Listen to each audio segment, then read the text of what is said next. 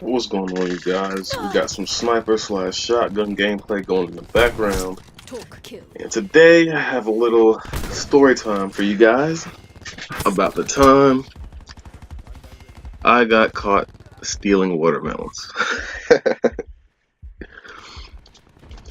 Well, actually, when we got caught stealing watermelons, me and 3 of my friends that lived in the same street as me. Before we get into that, I have to give y'all a little backstory about what was going on. So, this is during the summer when we were in middle school, and every summer we had the free lunch program, which is basically the church van comes, pick us up in the morning, take us to the church. You know, we do church stuff there, I guess, and have lunch, and then they bring us back. So the day before we went, we decided that we were going to skip a day. We were just not going to go because we were tired of doing the church stuff, playing the same little boring games we did every day. We wanted to just have fun, do what we do every day. So, the morning of, the van comes, and we're supposed to get on, but everybody goes outside their house, because, you know, we were inside the house. Our parents will obviously know that we weren't at the church for the free lunch program. So everybody goes, hides behind their house, and the van pulls up. So everybody's all scared, watching the van, and so everybody goes behind their house and just sitting there, watching the van as it pulls up. The van pulls up in front of our houses and beeps. Everybody immediately gets scared, like, I hope our parents don't come outside and see that we weren't on the van, or the van driver, who was my uncle, hope he doesn't come out and just, you know, try to see where we're all at, being that we all skipped that same day. Wasn't too smart for us, but we, you know, we're little kids. So the van beeps and pulls off. So we're like, yeah, you know, we're in the clear. Everybody comes up from behind their houses like roaches out under the refrigerator. And we're like, yeah, you know, we got this whole time to do whatever we want. But we knew we couldn't go back inside our houses. That was the thing, because if anybody sees us, we automatically get in trouble for skipping the lunch program. So we're like, okay, how are we all going to play on the street and in the yards without anybody seeing us? Wasted. So one of the people whose name will not be named has the idea, like, yeah, we're just going to go in the woods and, you know, maybe play hide and seek. Nobody's going to come in the woods and look for us. You know, our parents, they were at the free lunch program anyway, so, you know, we're good. So we all go in the woods, and, you know, we're just walking around, having a good time, decide that we're going to go play hide and go seek. So we're playing hide and go seek, you know, for like an hour, 45 minutes to an hour, basically. And, you know, we all get the same feeling at the same time, like, yeah, we're really hungry out here. And the thing was, we couldn't go into our houses to get anything to eat, because then again, we would get in trouble for skipping the lunch program. So we're like, what are we going to do? We're out here hungry in the woods. And I lived on a dirt road, which had a cow pasture next to it.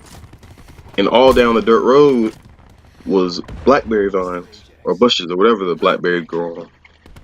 And we used to always eat those. And certain people's yard that was on the same street as me, they had plum trees.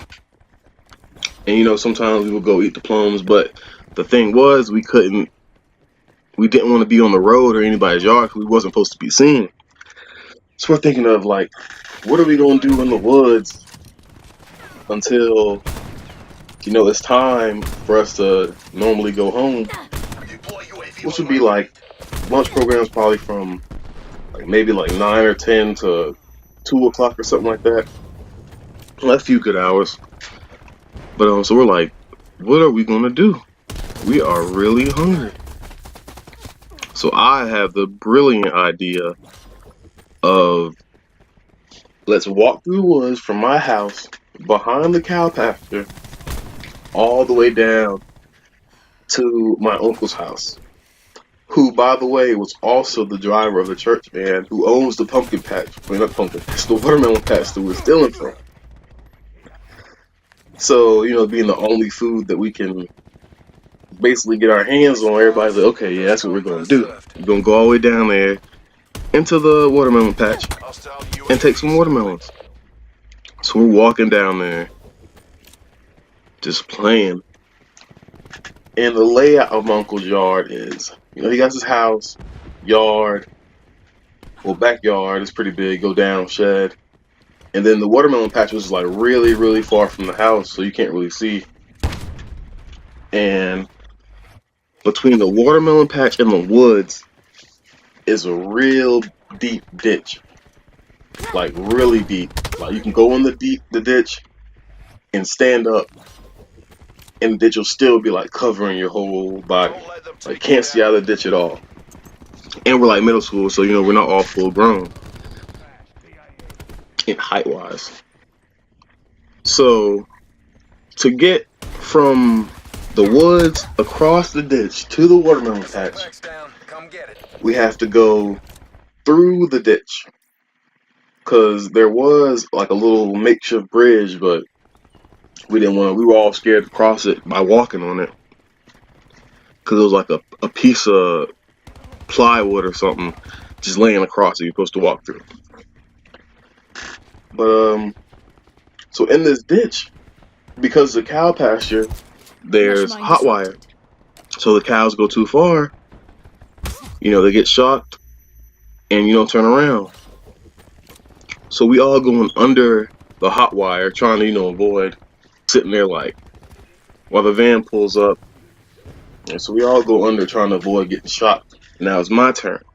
Now, for those who don't know, I was a husky kid. And we'll leave it at that. But I tried to go under head first. I got my head under the hot wire.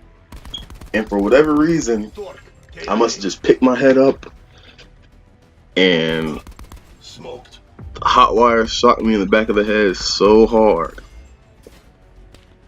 that my face just like flew into the dirt.